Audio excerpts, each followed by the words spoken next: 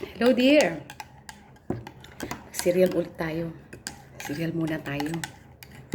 This time, nag-experiment si Aruray. Lagyan ko ng cereal. Ito, cereal.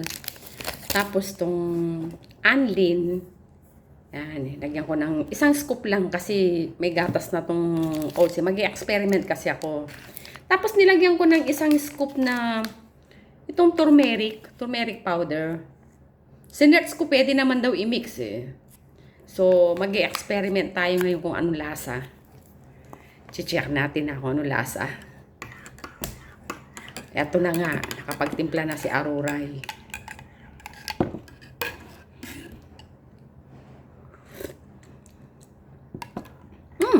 Not bad. Meron siyang taste na yung turmeric niya. Yung aftertaste niya. Masarap siya. Try nyo rin. Ito kasing turmeric powder na to, yan, Yamang Bukid. Dala-dala ko pa to from, sa Pilipinas. Ayan. Masarap siya. Natikman ko kasi nung puro-puro siya na mainit. Masarap siya.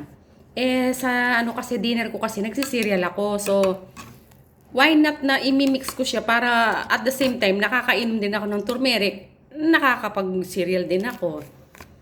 Seniors ko, okay naman daw siyang i-mix. So, nga pala dito nabibili yan sa atin, no? 10 in 1. Yan, turmeric. Diba? With Gainura Procumbens. Yan. Shout out pala kay Dirko. Binigyan niya ako kahapon ng sampalok. Yung Thai sampalok.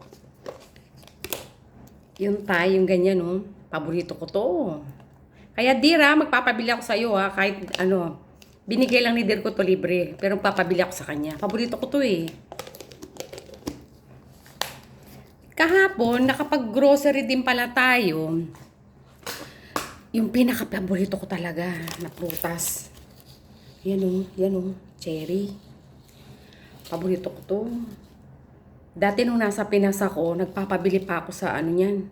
Pag yung may cherry festival sila sa Hong Kong, dinadalan pa ako ng mga kulig ko dun sa Hong Kong. Medyo pricey siya, pero di ba? Makain mo yung gusto mo. Di ba? Ayan o.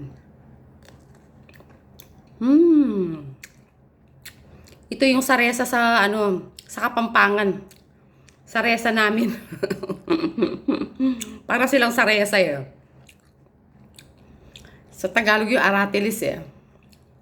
Paborito ko to. Sige guys yun lang. Pinakita ko lang sa inyo kung paano ako nagmekos-mekos ng turmeric, cereal at ng milk. Thank you guys for watching.